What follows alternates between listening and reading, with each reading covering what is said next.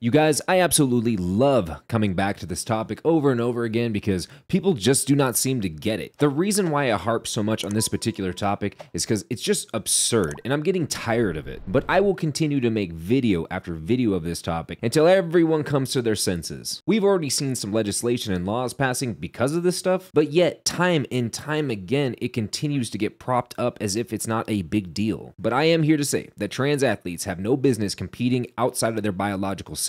You want to play the game of semantics of XXY or XXX chromosomes? I don't care. The genitalia that you were born with should dictate whether you play a sport on the men's or the women's teams. Biological traits such as heart size, lung size, and among other things do not fully change to that of the opposite sex. Not to mention bone structure, bone density, your hip placements. There is a number of differences between the two genders. And no matter how much hormones you pump into your body, it's not going to change your lung size. And just take a wild guess as to what lungs deliver to the muscles of your body. It's this little tiny thing that's important called oxygen. I don't know if you've heard of it. I don't know what to say. I don't know why they say there is no science to the differences of men and women. But I'm going to stop there. I have made these videos discussing these specific types of things. And this story comes to us from thedailymail.com once again. Fury as Maine high school sophomore transgender runner 16 dominates girls' races and raises 4th in rankings after coming 172nd while racing as a boy. Soren Stark-Chessa, a high school sophomore at the private Maine Coast Waldorf School in Freeport, competed in the 5K last season as a freshman male. Stark-Chessa ranked 172nd, but has since transitioned and is now competing as a sophomore in the female class. On Saturday, he raced in the Festival of Champions in Belfast, Maine, and came 5th to the anger of some parents. A trans high school sophomore in Maine has faced criticism for competing in the girls' 5K cross-country competition, despite running last year as a boy. Soren Stark-Chessa, a pupil at the private Maine Coast Waldorf School in Freeport, was ranked 172nd in the district as a freshman in the boys' competition. Over the course of the last year, Stark-Chessa transitioned and now as a sophomore races in the girls' competitions where he is ranked 4th. And I also pulled this lovely video for you guys to watch so you guys can have an idea of what was the energy during this race.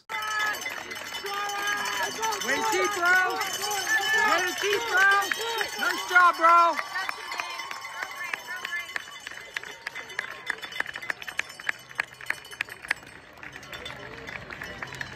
I don't know about you guys, but the look on the guy's face off to the far right as the racers ran by, his face, priceless. He looked ever so slightly upset, but I really couldn't get a read on that particular face. But it definitely wasn't the face of somebody who was super happy. Let's hop back in and take a look at some of these quotes. One young female runner told journalist Sean McBriarty, I think that's how it's pronounced, McBriarty, "It is not fair to a female who has trained hard. Males are biologically faster than females with testosterone. They need to run under their biological gender. Amen." A mother, Catherine Collins from Westport, Maine, whose children competed in the track events, told McBriarty with your news that she felt it was unfair. "Men are simply larger, faster, and stronger than their female counterparts," she said. To compare, the top-ranked female high school runner in all of New England would only be ranked 47th among the high school boys in Maine. Yeah, the #1 girl would rank 47th amongst the boys division. Now, there are a number of other quotes that I do highly recommend you guys read, so I will leave a link to the article in the description down below. But I want to go to the ACLU's website to get their take on this whole situation. And under news and commentary, we have this title, 4 myths about trans athletes debunked. So you know there's a lot of legitimate science here. Now, just like the article before, I'm not going to go through this entire thing, but I am going to leave a link to it if you guys are looking for a good laugh. But let's go ahead and look at some of these headlines so we can get an idea of what we're working with here. So I don't know why they put the fact over the myth, but let's go ahead and look at the myth first on this one. Myth: the participation of trans athletes hurts cis women. But the fact, according to the ACLU, including trans athletes will benefit everyone. It will benefit everyone by basically screwing over female athletes who would have otherwise got a better position, who could have gotten them into a school, gotten them a scholarship, gotten them into other competitions. Yeah, it benefits everyone. And here's another myth apparently. Trans athletes' physiological characteristics provide an unfair advantage over cis athletes. But the facts apparently are, trans athletes do not have an unfair advantage in sports. Are you out of your fucking mind? Again, I'm not going to read this whole thing, but please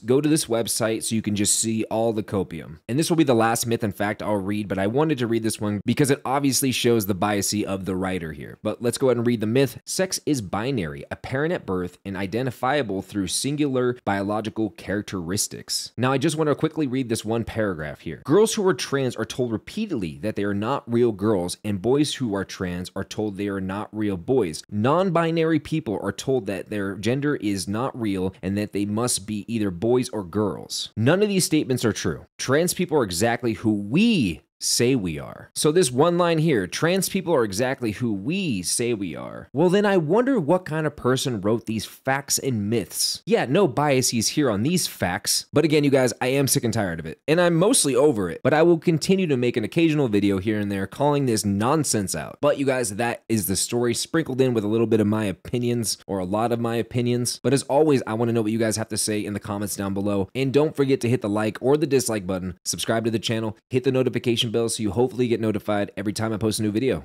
And I'll see you guys in the next one. Peace.